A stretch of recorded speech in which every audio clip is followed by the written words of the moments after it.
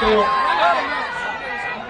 जनाब इम्तियाज जलील साहब मौजूद जिसमें पार्लियामेंट मुखातिब कर रहे थे और मैं निहायत ही अदब के साथ दावत का खिताब दूंगा मोहतरम मकाम अलहाज अकबरुद्दीन अवैसी साहब कायद अवान मकनना और सदर नसीम साला मिल्लत एजुकेशन ट्रस्ट से तो आप हमें अपने मौजूद अपने कबील किया है।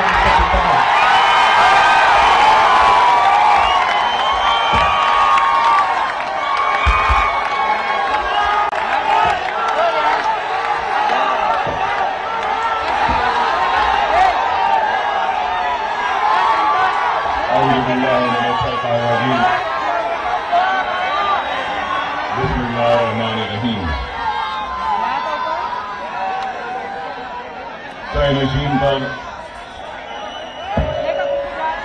तशरीफ फरमा उलमाए कराम, जनाब इलियास फलाही साहब, जनाब शेर खान साहब, सदर जमीयतुल उलमा हिंद एडवोकेट सैयद फैज साहब, इस्लामिक रिसर्च सेंटर के जो मौलाना निसारुर रहमान कादरी साहब, हाफिज मोहम्मद शरीफ निजामी साहब, मोहम्मद साजिद रजा साहब, मोहम्मद हुसैन रजवी साहब, मौलाना अनीसुर रहमान साहब और कायदीन मजलिस जनाब इम्तियाज जलील साहब, मौजूद रुकने पार्लियामेंट औरंगाबाद,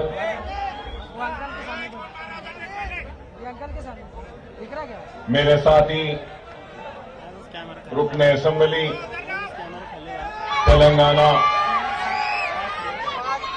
के जनाब जाफर हुसैन मेराज साहब, साबिक रुकने असेंबली जनाब वारिस पठान साहब,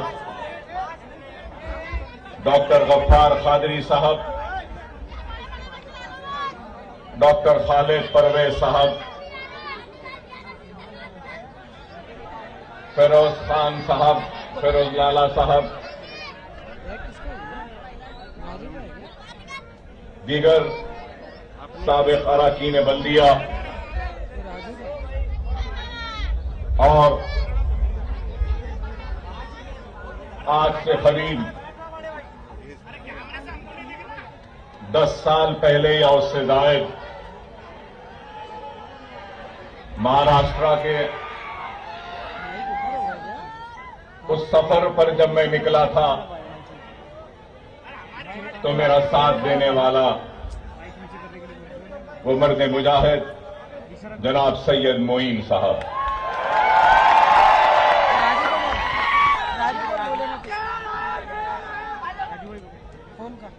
उम्मीद करता हूं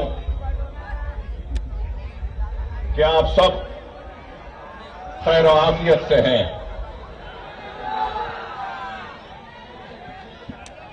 आपकी और मेरी मुलाकात 7 या 8 साल के बाद हो रही है। काफी अरसा गुजर चुका।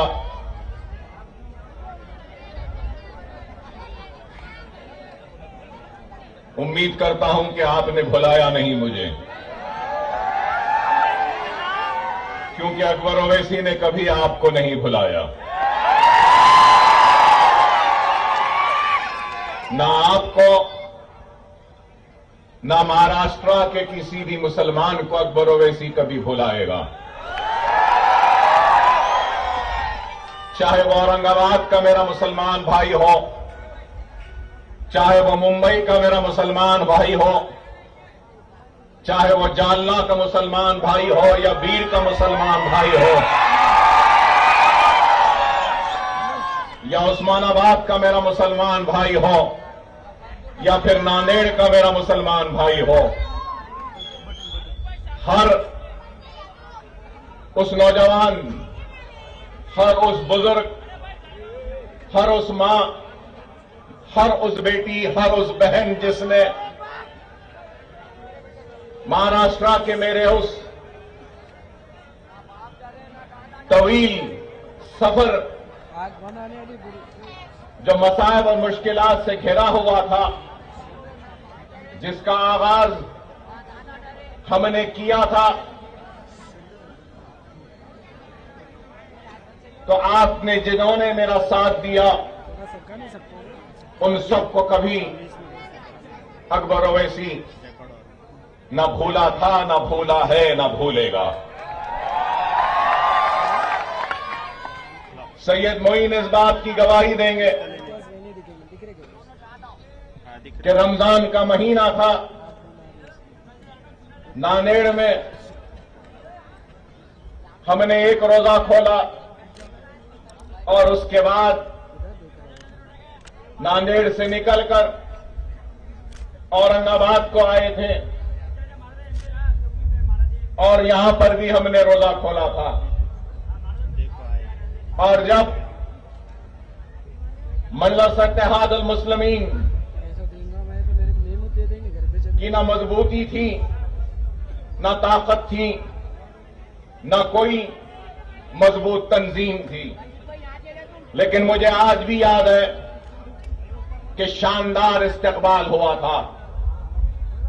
शायद 2013 या 14 का वक्त था। तो आज मैं वो बातें इसलिए कह रहा हूं क्योंकि सफर तवील था, कठिन था, लेकिन हमने उस वक्त आगाज किया था। और जब आगाज किया था तो हम बड़े ही चंद लोगों के साथ इस सफर का आगाज किया था, लेकिन आज सारे महाराष्ट्र में हजारों नहीं लाखों की तादाद में लोग जुड़ते गए, ये कारवां बनता गया और मजलिस इत्तेहाद अल मुस्लिमीन महाराष्ट्र के मुसलमानों की दिलों पर हुकूमत करने लगी, दिलों को जीत कर उनके दिलों में जगह बनाने में कामयाब हुई। और आज न सिर्फ औरंगाबाद के लिए एक तारीखी दिन है, बल्कि मेरी जिंदगी के लिए भी एक तारीखी दिन है कि आज एक स्कूल का, एक एजुकेशनल कैंपस का संगे बुनियाद रखा जा रहा है। और ये एजुकेशनल कैंपस इंशाअल्लाह ताला बहुत जल्द पाए तकमील को पहुंचेगा। ये काम हो रहा है, लेकिन इस काम और इस तकरीब में मैं जरूर उन सारे लोगों को याद करता हूं यहां खड़े होकर, जिन्होंने मेरा साथ दिया। आज उन सबको याद करता हूं। अगर वो इस दुनिया में नहीं है तो अल्लाह से मेरी दुआ है कि अल्लाह उनके खबरों को नूर से भर दे। जिन्होंने भी अकबरुद्दीन ओवैसी के खाने से खाना मिलाकर एक कदम भी आगे बढ़ाया है, तो अल्लाह अगर इन इमारत में पढ़ने वाले बच्चों की दुआओं से जो अजर, जो सवाब देगा, तो मेरी अल्लाह से दुआ है कि अल्लाह तो इसका अजर सिर्फ मुझे न दे, मेरे साथ खाने से खाना मिला कर एक कदम चलने वाले हर उस शख्स को भी उसका अजर दे, जिनकी वजह से आज का ये दिन हमको नसीब हुआ। जो लोग अल्लाह को प्यारे हो गए, मैं उनको भी याद करता हूं और उनको भी याद करता हूं जो लोग किसी वजह से हमसे दूर हो गए। आज वो दूर है, लेकिन कल हमने जब सफर का आगाज किया था तो ये हमारे साथ थे। अल्लाह से दुआ है कि अल्लाह आने वाले कल में फिर से उनको हमारे करीब कर दे। अकबरुद्दीन ओवैसी अपने मोहसिनों को कभी नहीं भूलता। अकबर ओवैसी की आदत है कि अगर उसके लिए कोई एक कंकर भी उठाएगा तो अकबरुद्दीन ओवैसी जिंदगी भर उसके एहसान को कभी फरामोश नहीं करता, ना कभी भूलेगा।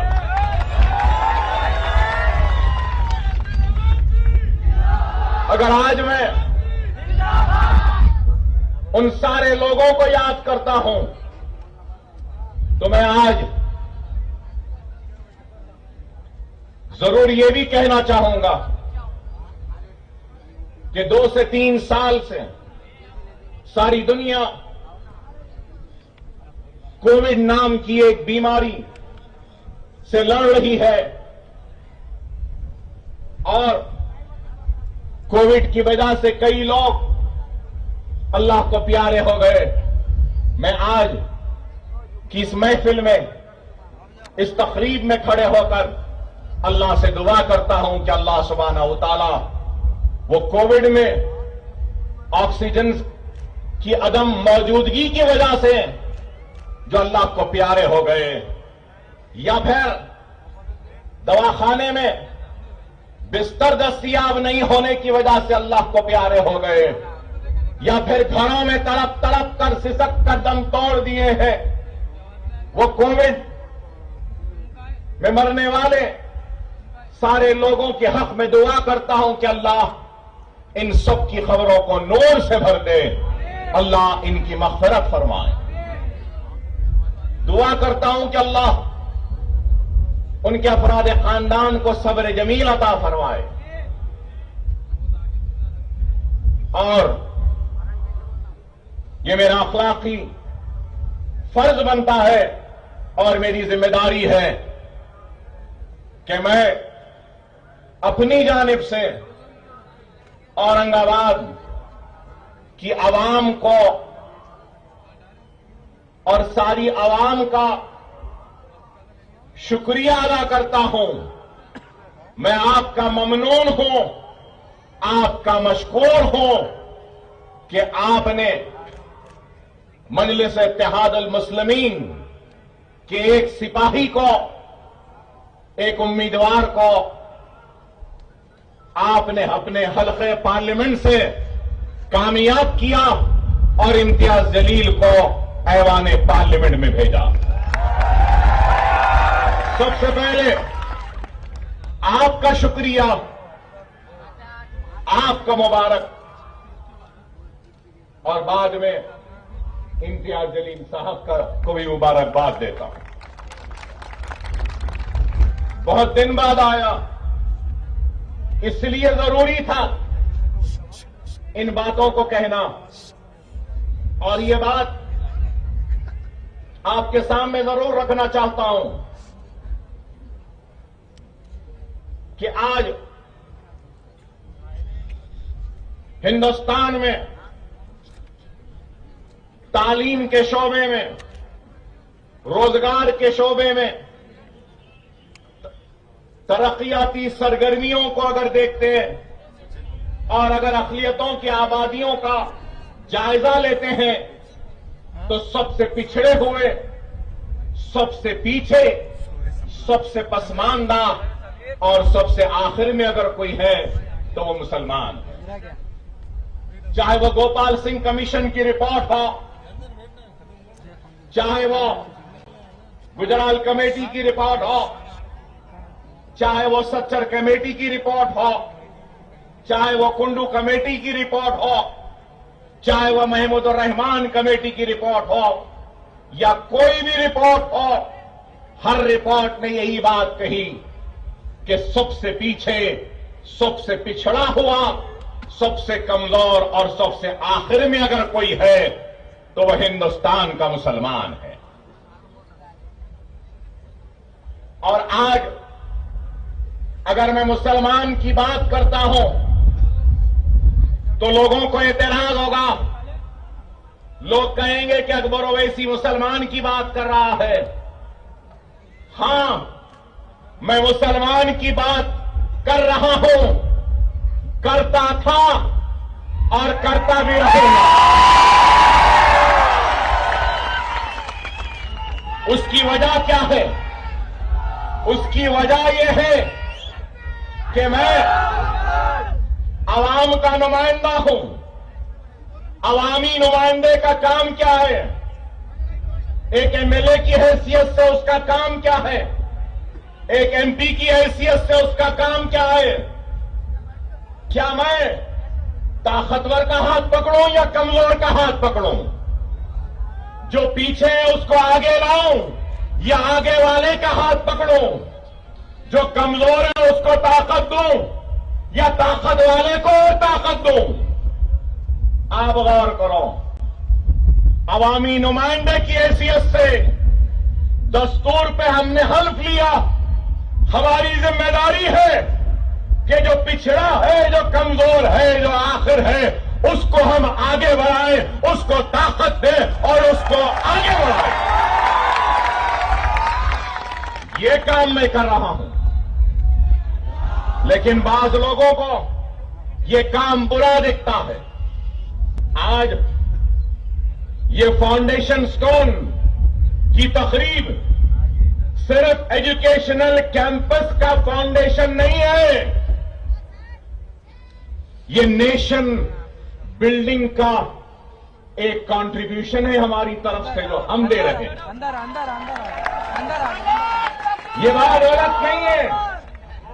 नेशन की जब बात करता हूं तो नेशन एक से नहीं बनता, नेशन दो से नहीं बनता।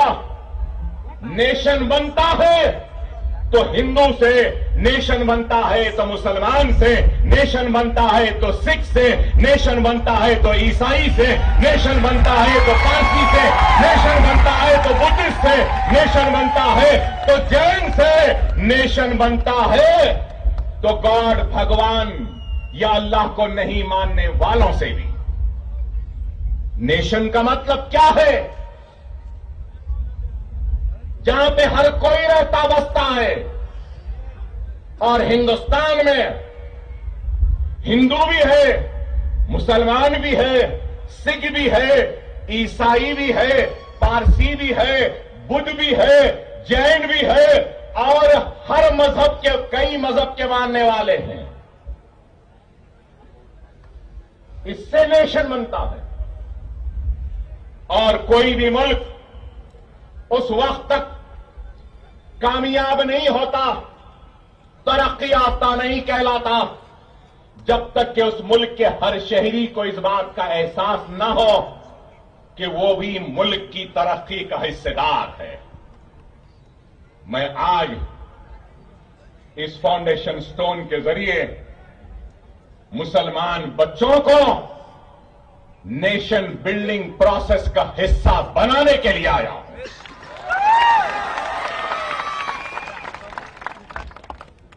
हिंदू भी आगे बढ़े, मुसलमान भी आगे बढ़े, सिख भी आगे बढ़े, ईसाई भी आगे बढ़े, पारसी भी आगे बढ़े, बुद्ध भी आगे बढ़े, जैन भी आगे बढ़े, तो तभी ये मुल्क दुनिया का सुपर पावर बनेगा। लेकिन अगर कोई अहमक, कोई दीवाना, कोई बेवकूफ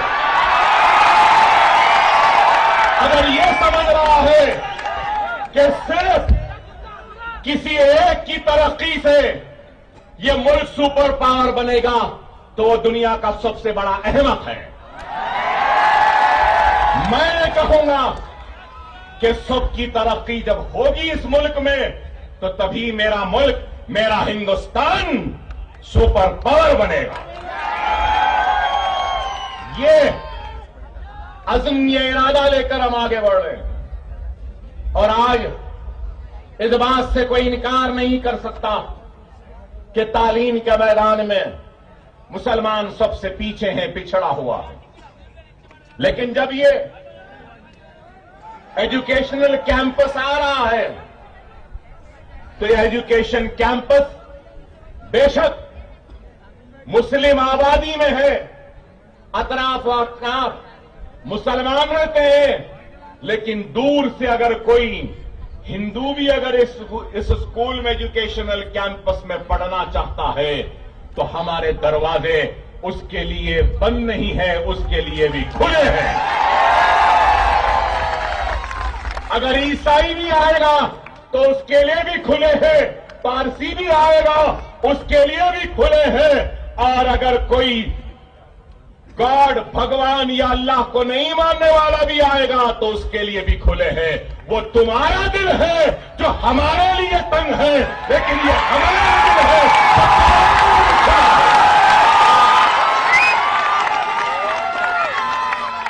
हमारा दिल बहुत बड़ा है।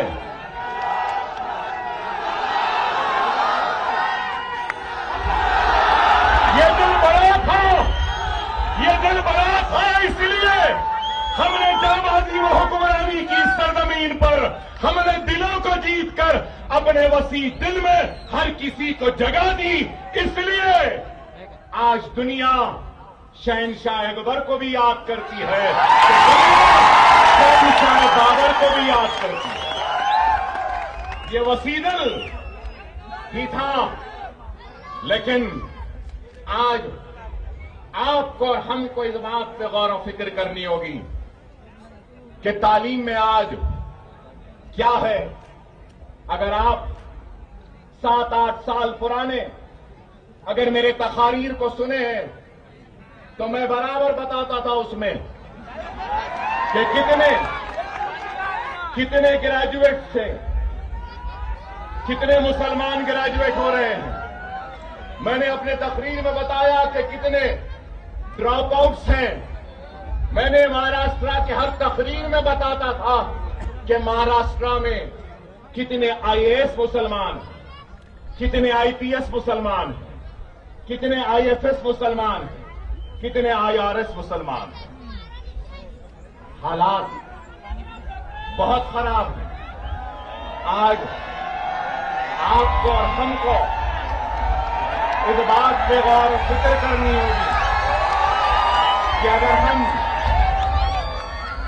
अगर हम हालात का मुकाबला करना चाहते हैं तो जज्बाती तकारीर, जज्बाती नारों या फिर चीखने या चिल्लाने से कुछ नहीं होगा। हम हालात का मुकाबला अगर कर सकते हैं तो याद रखो, इल्म से कर सकते हैं, इल्म की दौलत से कर सकते हैं, इल्म की ताकत से कर सकते हैं।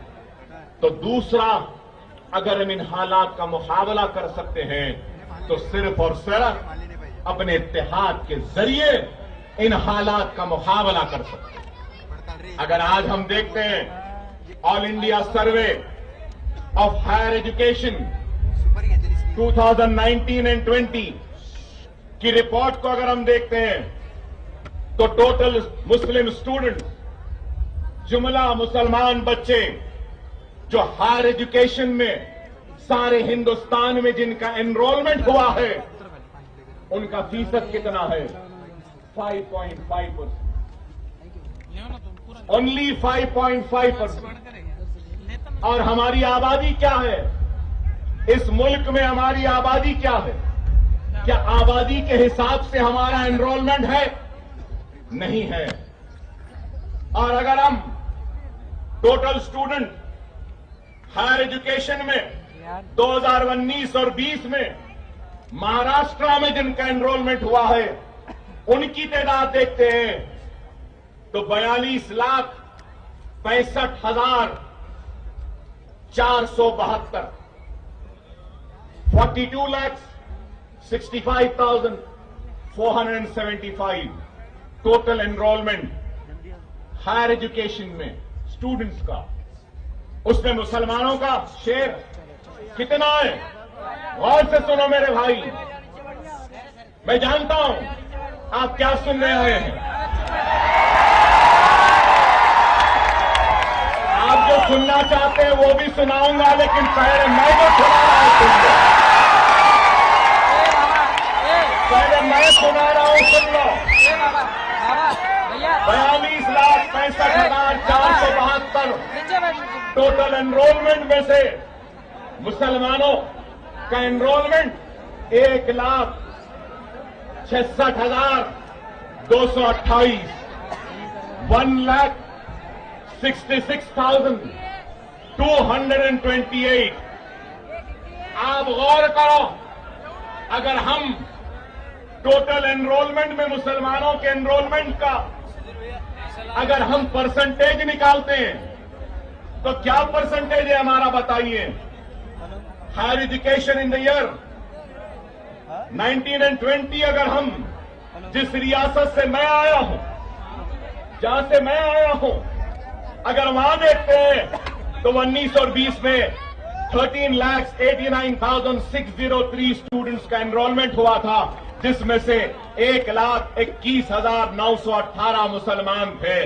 अगर हम महाराष्ट्र का अगर मुस्लिम स्टूडेंट हायर एजुकेशन का परसेंटेज देखते हैं तो आप सबको भी सुन के हैरत होगी कि वो परसेंटेज है 3.89% ओनली 3.89%। क्या बात है, हमारा एनरोलमेंट इतना कम है। ग्रेजुएट्स कितने हैं? करीब सिर्फ 4% मुसलमान ग्रेजुएट होता है महाराष्ट्र में। क्यों? मैं जानना चाहता हूं, पूछना चाहता हूं। आज ग्रेजुएशन का लेवल भी हमारा कम है। और फिर अगर हम टीचर्स, टोटल टीचर्स का अगर सर्वे लेते हैं, महाराष्ट्र में हायर एजुकेशन इंस्टीट्यूट्स अगर है तो 1,63,132, जिसमें से 8,143 मुसलमान हैं। टीचर्स को अगर हम लेते हैं तो टीचर्स का भी परसेंटेज अगर देखें तो 4.99% है। आप गौर करिए। और अगर हम तेलंगाना में देखते हैं तो करीब 9% है वहां पर हायर एजुकेशन में एनरोलमेंट। और अगर हम यहां देखते हैं तो यहां पे एनरोलमेंट 3.8% है। तो आप गौर करिए कि क्या हाल है। उर्दू स्कूल्स का हाल क्या है वो भी आपके सामने बयान करूंगा। सारे हिंदुस्तान में सबसे ज्यादा उर्दू स्कूल अगर कहीं है या बच्चे हैं तो अल्हम्दुलिल्लाह वो महाराष्ट्र में। लेकिन unified district information system for education report for the year 2018 and 19 total schools Maharashtra में 1,09,942, जिसमें से 5,210 स्कूल उर्दू मीडियम के हैं और उसका परसेंटेज 4.73%। और महाराष्ट्र में उर्दू स्पीकिंग पीपल कितने, उर्दू बोलने वाले कितने लोग हैं? 60% हैं और स्कूल्स 4% हैं।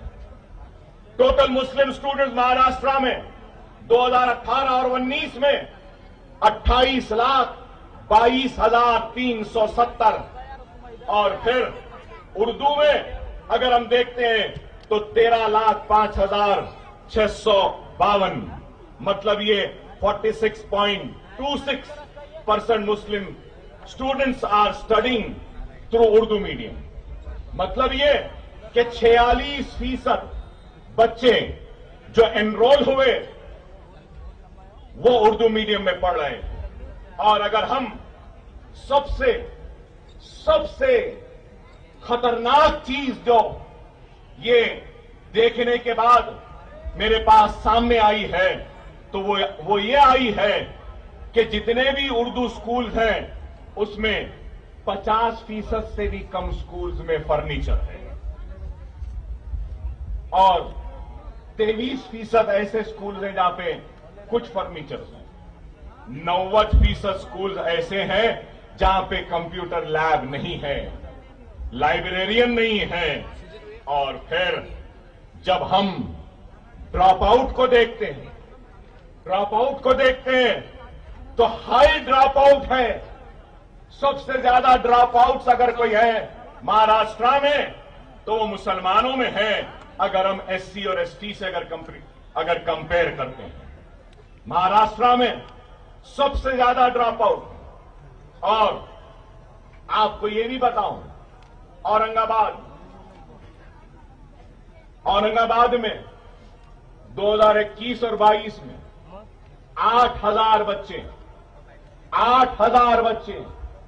10th में इम्तिहान नहीं लिखे और ड्रॉप आउट हुए औरंगाबाद में। और अगर आपको ये भी बताऊं तो आपको सुनकर हैरत होगी, अगर 100 बच्चे स्कूल में दाखिला लेते हैं तो ग्रेजुएशन तक आने तक 100 घटकर सिर्फ 10 बच्चे हो जाते हैं। सिर्फ 10, मतलब एक stage by stage drop outs है। ग्रेजुएट में आते हैं, अगर 3.5 साल या 5.5 साल की उम्र में एक बच्चे को स्कूल में दाखिला देते हैं आप, वो ग्रेजुएशन तक जाता है। तो ग्रेजुएशन को जाते जाते अगर 100 बच्चों को दिए तो ग्रेजुएशन तक आने तक सिर्फ 100 के बजाय 10 ही बच जाते हैं। और फिर ग्रेजुएशन का लेवल कितना है? 4%। प्रोफेशनल कोर्सेज, डॉक्टर्स, इंजीनियर्स कितने? Less than 1%। आईएएस, आईपीएस क्या है? वो भी परसेंटेज आपका पूरा गिरा हुआ है। मेरे पास बहुत से आदाद शुमार लेकर आया था, लेकिन ये बातें बताना जरूरी है।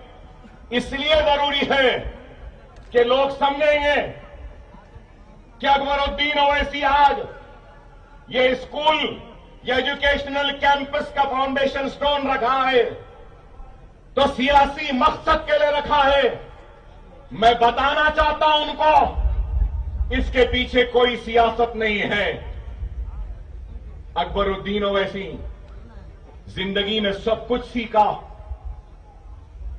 अगर कोई चीज नहीं सीखा तो सियासत करना नहीं सीखा।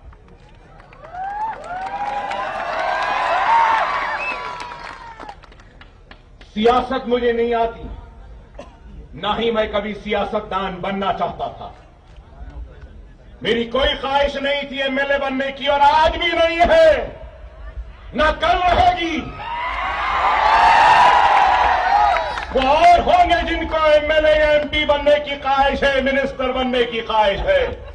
अकबरुद्दीन ओवैसी को अगर कुछ ख्वाहिश है तो सिर्फ यही है कि जब मरने के बाद अल्लाह के सामने जब हाजिर रहूंगा तो उस वक्त अल्लाह जब मुझसे सवाल करेगा कि मैंने तुझे दौलत दी थी, इख्तिदार दिया था, ताकत दी थी, तो तूने मेरे हबीब की उम्मत के लिए क्या किया है, तो मैं यही काम के जरिए अल्लाह के सामने हाजिर होऊंगा और कहूंगा कि ऐ अल्लाह, तूने इज्जत दी थी मुझे, शोहरत दी थी मुझे, ताकत दी थी मुझे, इख्तिदार दिया था, दौलत दी थी, तो मेरे ये स्कूल तेरे हबीब के उम्मतियों की मोहब्बत की निशानी है।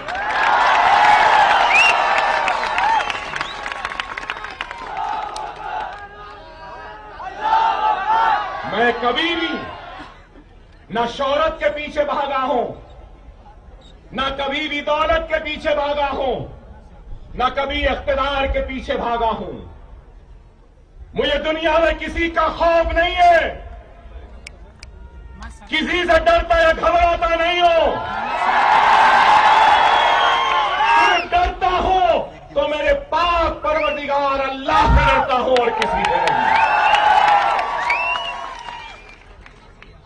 अरे आज 11 स्कूल हैं हैदराबाद में, पहला स्कूल कैसे बना आपको मालूम? अभी इम्तियाज जलील साहब ने कहा कि अकबर ओवैसी साहब पे हमले होने के बाद में उन्होंने अपनी जिंदगी को वक्फ कर दी गरीबों की मदद के लिए, तालीमी इदारे बना दिए। मैं ये बात कहना चाहता हूं, मुझ पर हमला होने से पहले, मुझ पे गोलियां लगने से पहले, चाकुओं के जरब लगने से पहले मेरे 2 स्कूल ऑलरेडी जब चलते थे। अगर मैं आज जिंदा हूं ना, तो शायद वो 2 स्कूल के बच्चों की दुआओं की वजह से जिंदा हूं।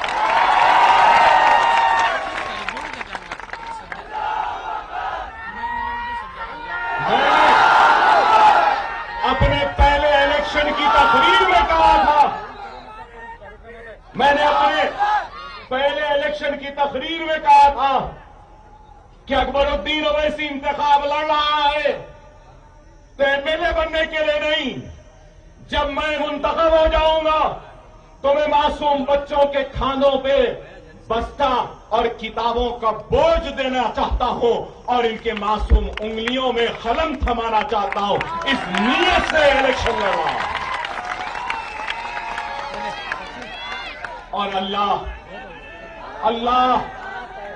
और उसके रसूल की कसम, मैंने अपने रहने के लिए घर बाद में बनाया। एमएलए बनने के बाद मेरी जो तनख्वाह थी 99 में, जो भी तनख्वाह थी हर महीने की बचाता था। हर महीने मीटिंग होती तो जाता था, क्योंकि मीटिंग में भी हमको सिटिंग फीस मिलती है। फिर दूर मीटिंग रहती, विशाखापट्टनम दूर, जब आंध्र प्रदेश था तो दूर भी जाता था। प्लेन का टिकट देते थे तो कहता था नहीं, वो प्लेन के टिकट के पैसे दे दो, मैं गाड़ी में या बस में चला जाऊंगा, और वैसा जाता था। एक साल नहीं, 2 साल नहीं, 3 साल नहीं, 4 साल तक मैंने अपनी एमएलए की तनख्वाह को हाथ नहीं लगाया। और उसके बाद 50 लाख रुपए जमा हुए तो उन 50 लाख रुपयों से एक टूटा फुट्टा छोटा मोटा स्कूल तामीर किया। लोग बोलते थे स्कूल बनाएगा, कैसा बनाएगा? अरे अगर नीयत है ना तो अल्लाह गैब से मदद करता है, इस बात को याद रखो। यहां बैठे मजलिस के कायदीन से कहूंगा कि तुम भी नियत कर लो, फिर देखो अल्लाह गैब से तुम्हारी मदद करेगा। अल्लाह का वादा है, अल्लाह का वादा है, भूखा उठाऊंगा जरूर लेकिन भूखा सुलाऊंगा नहीं। अल्लाह एक ईमानदार को भी रोटी देता है तो एक बेईमान को भी दिन के आखिर में रोटी देता है।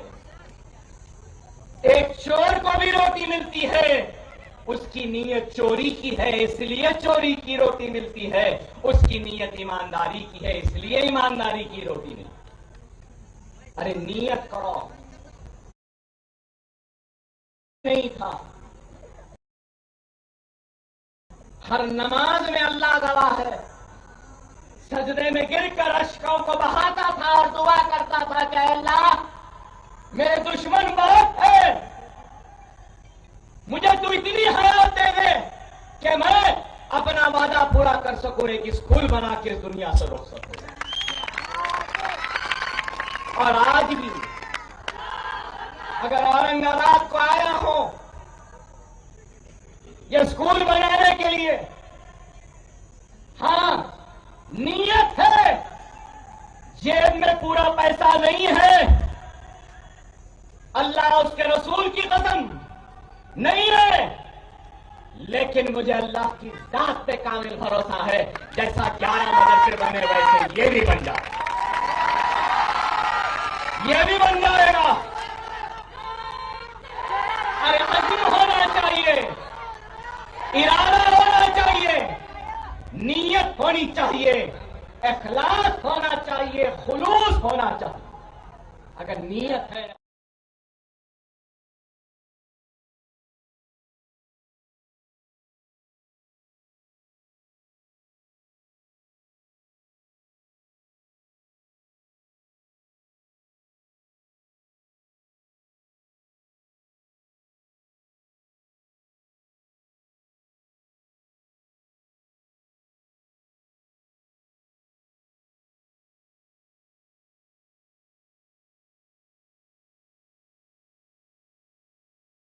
हेलो, देखो कभी आकर या मीडिया वाले अपने कैमराओं को खोलकर अकबर ओवैसी ऐसी भाषण दिया, भड़काऊ भाषण दिया बोलने के इंतजार में। अरे आपसे कहूंगा, कभी अपने कैमरों का रुख मेरे मदरसों की तरफ भी ले जाओ। आओ, मेरा दिल बड़ा है, तुम्हारे बच्चों को भी पढ़ाने तैयार है। देखो तो सही, क्योंकि वो तुम्हारी ख्वाहिश होगी कि तुम्हारी औलाद तुम्हारे बाद भी इस कैमरे को पकड़े, मगर मेरी ख्वाहिश है कि तुम्हारी औलाद भी ये कैमरे ना पकड़े, स्टेथोस्कोप पकड़े, इंजीनियर बने, डॉक्टर बने।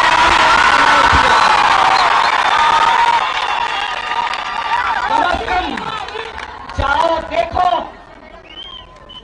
मेरा बल्लागुड़ा केजी का पीजी का कैंपस 2 लाख स्क्वायर फीट का है।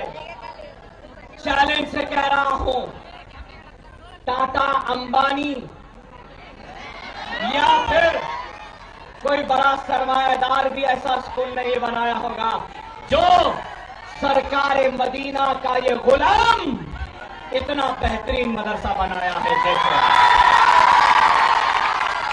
देखो आज जाकर देखने वाले कहते हैं क्या ये इंग्लैंड का स्कूल है, क्या यूनिवर्सिटी है? अरे नहीं, ये गरीबों के लिए बच्चों को पढ़ाने का मदरसा। गरीबों का मदरसा मतलब दीवार उठा दिए, टीन डाल दिए, एस्बेस्टॉस डाल दिए, शतरंजी बिछा दिए, नहीं। मेरा गरीब का बच्चा, अंबानी के बच्चा ऐसे स्कूल में नहीं पढ़ा होगा जैसा मेरे गरीब का बच्चा है। दुनिया को बताना चाहता हूं, मैं वही हूं, मैं उन्हीं का जानशीन हूं जिन्होंने इस मुल्क को ताज की खूबसूरती दी थी, की बुलंदी दी। मैं अपने जानशीनों को शर्मिंदा नहीं करना चाहता। ऐसा वैसा स्कूल बनाकर मैं अपने आबा अजदाद को शर्मिंदा करना नहीं चाहता। ऐरा गैरा स्कूल बनाकर ताज की खूबसूरती के बराबर का स्कूल बनेगा, बन रहा है। कितने मंजिला इमारत है मालूम आपको? 11 मंजिला इमारत है। अब इंशाल्लाह इरादा है एक 24 मंजिला भी बनाओ। पैसे नहीं है, यहां नहीं है। अल्लाह का काम बाबा अल्लाह कराता है, बंदे नहीं करते।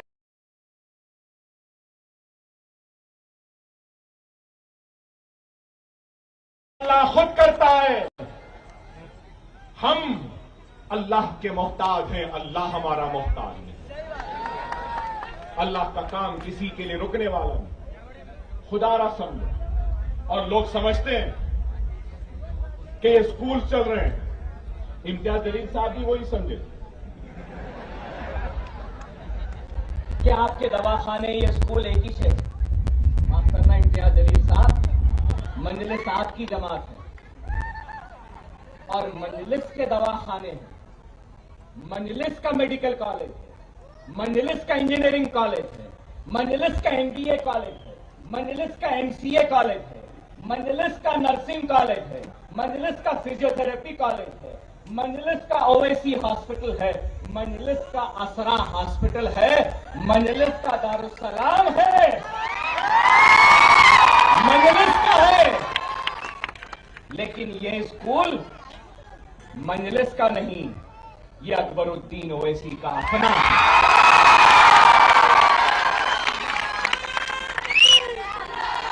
दवाखानों में जमात का पैसा लगता है, मेडिकल कॉलेज में मजलिस का पैसा लगता है, इंजीनियरिंग में मजलिस का लगता है, ये स्कूलों में अकबरुद्दीन ओवैसी का पैसा लगता है। ये बताना चाहता मजलिस का ट्रस्ट दारुस्सलाम एजुकेशनल ट्रस्ट है। मेरा ट्रस्ट वो अजीम शख्सियत के नाम खिराज है, जिसने हैदराबाद के मुसलमानों को बेदार किया, मुत्तहिद किया, मुनज़्ज़म किया और हिंदुस्तान की आवाम को नखीब मिल्लत जैसा बेटा दिया। मेरी मुराद सालारी मिल्लत सुल्तान सलाहुद्दीन ओवैसी से। ये मेरा ट्रस्ट मेरे वालिद के खिदमात को खिराज है और इस ट्रस्ट का नाम सालारी मिल्लत एजुकेशनल ट्रस्ट है। इसमें जमात का कोई ताल्लुक नहीं, किसी का कोई पैसा नहीं। मेरा पैसा, मेरी मेहनत का पैसा, वो पैसा जो मेरी आन बान और शान या मेरी औलाद के लिए खर्च होना था, वो पैसा मैंने कौम को दे दिया, क्योंकि अकबरुद्दीन ओवैसी खरसदार है मुसलमानों के दुआओं का, हैदराबाद के मुसलमानों की दुआओं का खरसदार। अगर उनकी दुआ ना होती तो शायद मैं आज जिंदा ना होता। मैं जिंदा नहीं होता। अरे मैं जो कुछ भी हूं, बेशक ये मेरा ट्रस्ट है, लेकिन मेरा वजूद मेरी जमात से, मेरी पहचान मेरी जमात से, मेरी इज्जत मजलिस से है, मेरी शोहरत मजलिस से है, मेरी ताकत मजलिस से है और ये जो भी दौलत आ रही है ये भी मजलिस की वजह से ही है, आपकी दुआओं की वजह से है, हैदराबाद की आवाम की दुआओं की वजह से। ये बात इसलिए कह रहा हूं कि कई लोग समझते हैं कि हमारे पास पैसा नहीं, हम कैसा करेंगे, किधर से करेंगे। अरे मुझे घर बनाना है, मेरे बच्चे को पढ़ाना है। अरे नहीं मेरे भाई, नीयत होगी, इरादा होगा तो अल्लाह खुद वसाइल बना देता। इस बात मेरी जिंदगी में कई मौजूदात हुए, कई मौजूदात हुए। 3 गोलियां ये हाथ पर कुड़ाड़ियों से, सत्तुर से मारे, पेट में तलवार से, चाकू से, क्रिकेट का बैट अंदर डाल के फिरा दिए थे मेरे पेट में। लौलान, मेरे गुर्दे खराब, पेट में आंतड़ियां नहीं है, लेकिन फिर भी इतनी देर मुखातिबों, क्या कोई बोल सकता है कि कमजोर हूं? अरे यही बताना चाहता हूं। दुनिया इल्जाम लगाई, झूठे इल्जाम लगाए, बदनाम किया, रुसवा किया, लेकिन उसमें भी अल्लाह ने नाम दिया, आपके दिलों में मोहब्बत दी।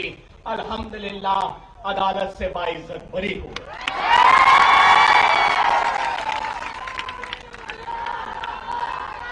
अल्लाह का शुक्र है।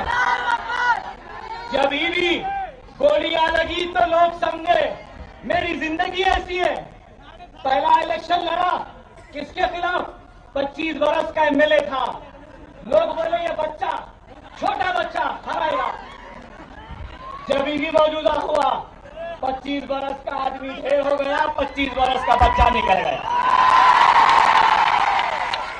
गोलियां लगे तो लोग बोले गया, मर गया, हो गया, जिंदा हो। जेल में गया तो बोले अब लटक जाएगा, नहीं, यहां निकल गया, खड़ा हो। ये सब मुमकिन क्यों है? यह मुमकिन इसलिए है क्योंकि खैर करता हूं, खैरात करता हूं, मजलूम की मदद करता हूं, बेवा की मदद करता हूं, यतीम के सर पर हाथ रखता हूं, इसलिए अल्लाह गैब से मदद कर रहा है। इस बात को समझो, इस बात को याद रखो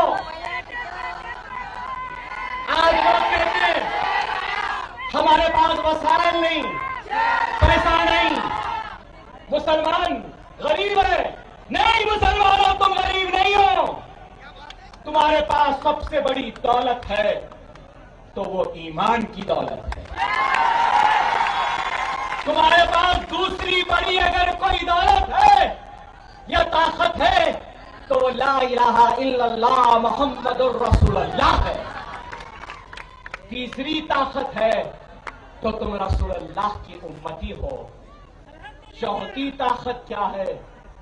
अरे तुम्हारे पास जो निजाम है ना, वो किसी के पास नहीं है। फोन तो खोलो कैलकुलेटर, आप भी खोलो कैलकुलेटर। एक हिसाब बताता हूं, फोटो के लिए तो खोलते हैं ना फोन, एक हिसाब के लिए खोलो। मुसलमानों की आबादी कितनी है मुल्क में? 30 करोड़। 20 करोड़ है ना? ठीक है भाई, 25 करोड़ 20 करोड़, ठीक है। उसमें से साहिब इस्तिताअत कितने मुसलमान हैं? कितने? जिन पे ज़कात वाजिब है, फर्ज है, वैसे कितने मुसलमान हैं? कितने? चलो आप गिन लो, मैं बोलूंगा नहीं भाई सिर्फ 25 लाख। 25 करोड़ में से 25 लाख, चलो 25 लाख ही ले लेते। एक आदमी पे 25,000 मिनिमम, 1 लाख या 1 करोड़। मेरी तो 1 करोड़ से ज्यादा की ज़कात, मैं खुला कह रहा, खुला कह रहा। चलो 25 लाख लोगों को 1 लाख के हिसाब से अगर कर लिए तो कितने पैसे हुए? जरा गिनो भाई, कैलकुलेटर कितने हुए? कितने? 250 करोड़, 2,500 करोड़। अरे भाई मेरा हिसाब जो मैंने किया है ना, कम से कम 7,000, ज्यादा से ज्यादा 40,000 करोड़ मुसलमान ज़कात निकालता है, फिर भी कहते हो कि तुम गरीब हो। अफसोस देने वाले देख कर नहीं देते कि ये ज़कात का मुस्तहिक है या नहीं। देने वाले ये देख कर नहीं देते कि किस तरीके से हम मालिक बना सकते हैं इस इंसान को। अरे ले लो ना, यहां इतने लोग हैं, सबके पास सेलफोन है। किसी का फोन 4,000 5,000 से तो कम नहीं है ना? इंटरनेट भी है ना? देखते भी ना? फोन का बिल भी आता है ना? फिर भी गरीब हो। चाय पीते ना रोज?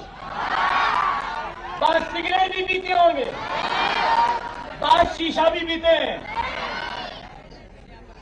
अरे बाबा, आपके रोजमर्रा के शौक में शाहरुख खान का फिल्म भी देखते हैं, सलमान का फिल्म भी देखते हैं, चाय भी पीते हैं। अरे रोजाना अगर यहाँ ठहरे लोग अपने रोजाना के खर्चे में से अगर 1 रुपया निकाल देंगे, कितना मजमा है? करीब कितना है मजमा? एक 25,000 का मजमा, 20-25 हजार। चले 20,000 ही ले लेते। चलो अगर यहां से हर उठने वाला शख्स अगर ये तय कर ले कि मैं रोजाना अपने खर्चे में से 1 रुपया निकालूंगा, तो कितने पैसे बन गए भाई दिन को? 20,000 महीने को, 6 लाख साल को, 72 लाख। गौर करो, इस शहर में खुद तुम अपने बलबूते पर 1 नहीं 10 ऐसे इमारतें बना सकते हो या नहीं? अरे यही है। अरे आज मुझे मेरे बचपन की एक नज़म याद आती आज के हालात पर। आप, मैं जानता हूं आप क्या सुनना चाहते हैं,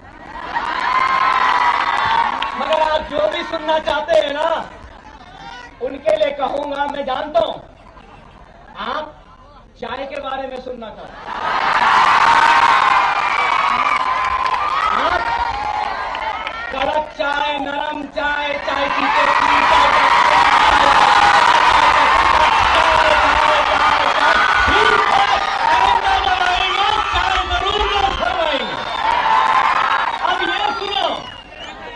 अब ये सुनो, क्या लिखने वाली हाली की नजर है मौजूदा हालात पे क्या जबरदस्त चुस्ती है। सुनो, अगर कौम की खिदमत करता है एहसान तू किस पर भरता है। अगर कौम की खिदमत करता है एहसान तू किस पर भरता है।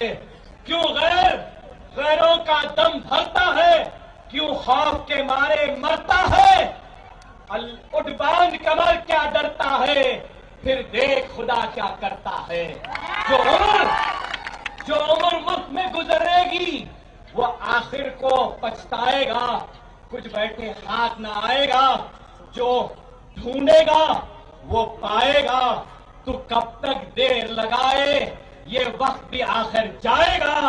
उठ बांध कमर क्या डरता है, फिर देख खुदा क्या करता है। जो मौका पाकर खोएगा, जो मौका पाकर खोएगा वो अश्कों से मुंह धोएगा। जो सोएगा वो रोएगा और काटेगा जो बोएगा। तो गाफिल कब तक सोएगा, जो होना होगा होएगा।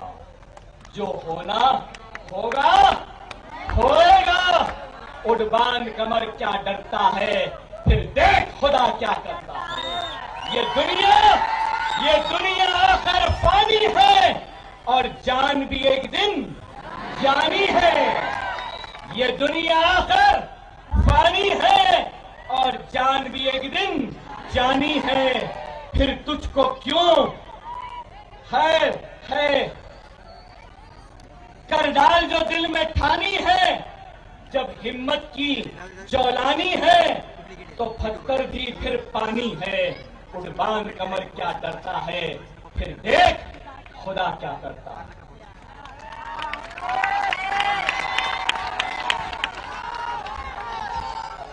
मैं किसी का जवाब देने नहीं आया, मैं किसी को बुरा बोलने नहीं आया। जरूरत ही नहीं है, जरूरत ही नहीं है। तुम्हारी हैसियत नहीं कि मैं तुमको जवाब दूं। अरे मेरा बहुत एमपी है, तू तो बेघर है, तेरा क्या जवाब है? तू तो गुमनाम है, तू तो नाखलाफ है, घर से निकाला गया था, तेरा क्या जवाब?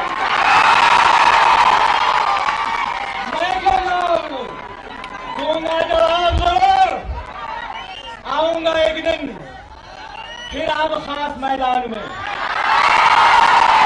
बहुत जल्दी आऊंगा। अकबरुद्दीन ओवैसी लड़ेगा अपनी पसंद के मुकाम पे, अपनी पसंद के वक्त लड़ेगा। तुम्हारी पसंद के मुकाम पे नहीं, तुम्हारे पसंद के वक्त नहीं, वक्त मैं तय करूंगा, मुकाम मैं तय करूंगा। क्या आप डरे हुए हैं? क्या घबराए हुए हैं? यही बात है, आपने कुछ नहीं कहा। अरे आज इस मुल्क में नफरत की बातें की जा रही है, लेकिन अकबरुद्दीन ओवैसी नफरत का जवाब नफरत से नहीं, मोहब्बत से देगा। आजाद की बात है, लिंचिंग की बात हो रही है, हिजाब की बात है, लेकिन याद रखो इन सब हालात से क्या तुम डरे हुए हो? डरना भी नहीं चाहिए। तारीख के आवाज को उठा कर देखो। मैं बार बार कहता हूं कि मुत्तहिद रहो, इतिहास पैदा करो। क्यों? कि तादाद में ताकत नहीं होती, इत्तेहाद में ताकत होती है। 313 थे, इत्तेहाद था। 40 थे तो इत्तेहाद था। 30 थे तो इत्तेहाद था। बैतुल मुक़द्दस को सलाहुद्दीन अय्यूबी ने हासिल किया तो इत्तेहाद था ना। जब हमने इस बात को याद रखना, बैतुल मुक़द्दस जब यहूद और नसारा के हाथ से चला गया तो उस वक्त क्या आलम था मालूम आपको? अंग्रेजों के पादरियां, फादर जो व्हाइट ड्रेस पहनते उस वक्त काला लिबास पहने, मालूम आप? लंदन के बादशाह ने कहा कि मैं लंदन बेचने तैयार हूं, अगर कोई खरीदने तैयार है तो खरीद ले। मैं सलाहुद्दीन अय्यूबी के खिलाफ लड़कर बैतुल मुक़द्दस को आजाद करना चाहता। क्या तुमको मालूम अब्बासियों पर जब तातारियों ने हमला किया था तो बगदाद की दरियाए दजला व फरात सुर्ख हो गई थी। मालूम तुमको? इराक, बगदाद की दरियाए दजला व फरात लाल हो गई थी और ऐसा कत्लेआम हुआ था। तुमको मालूम कितना हुआ था? मालूम कि मुसलमानों की कटी हुई गर्दनों की बुलंदी कुतुब मीनार की बुलंदी से ज्यादा थी। बगदाद में लाशें सड़ती थी तो सड़ी हुई लाशों की बदबू मराकश में आती थी। मतलब दिल्ली में लाश है तो लाहौर में उसकी बदबू आती। लेकिन क्या इस्लाम खत्म हुआ? अरे आज अगर कोई ये समझ रहा है कि तू हमको डराएगा और हम डर जाएंगे, नहीं, हम डरने घबराने वालों में से नहीं है। और ये औरंगाबाद है और ये अल्लाह की सरजमीन है। क्या आप डरेंगे? घबराएंगे? मायूस होंगे? कभी नहीं होना। मायूसी कुफ्र की निशानी है। तुम्हारा अल्लाह तुम्हारे साथ है। अगर ऐसा वक्त आएगा तो बेफिक्र रहो। मरने वालों की फहरिस्त में सबसे पहले अकबरुद्दीन ओवैसी होगा, जो अल्लाह के रसूल और अल्लाह की किताब कुरान के लिए अपनी जान की बाजी लगाए।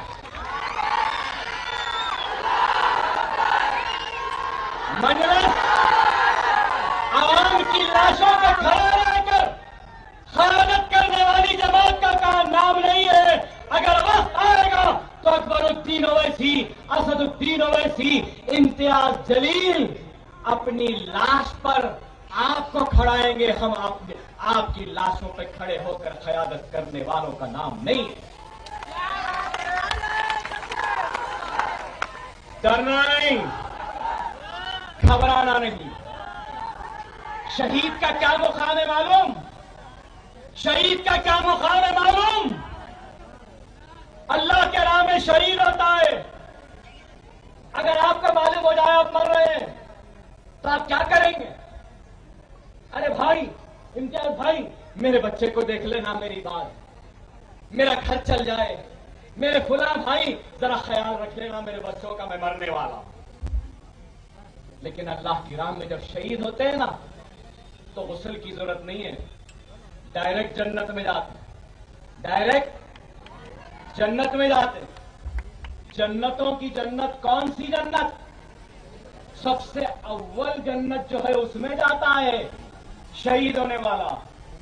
और अल्लाह उसके पास आता है और उससे पूछता है, बता मेरी राह में शहीद होने वाले, तुझे मेरी जन्नत कैसी लगी? तो आपको मालूम वो अल्लाह की राह में शहीद होने वाला क्या बोलेगा? मालूम है आपको? वो अल्लाह की राह में शहीद होने वाला कहेगा कि अल्लाह तू मुझे फिर से दुनिया में भेज ताकि मैं फिर से तेरी राह में शहीद हो सकूं, क्योंकि तेरी राह में शहीद होने में जो मजा है वो तेरी जन्नत में भी नहीं। अरे अल्लाह, तेरी राह में शहीद होने में जो मजा है वो मजा तेरी जन्नत में भी नहीं।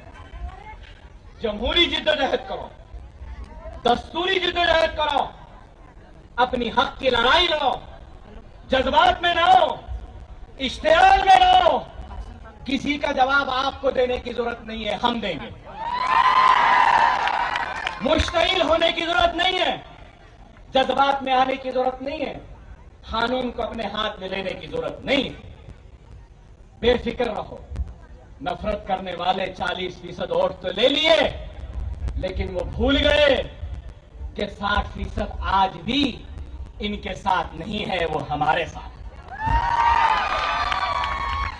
आएगा हर एक का सवाल, हर एक का सवाल आता आएगा।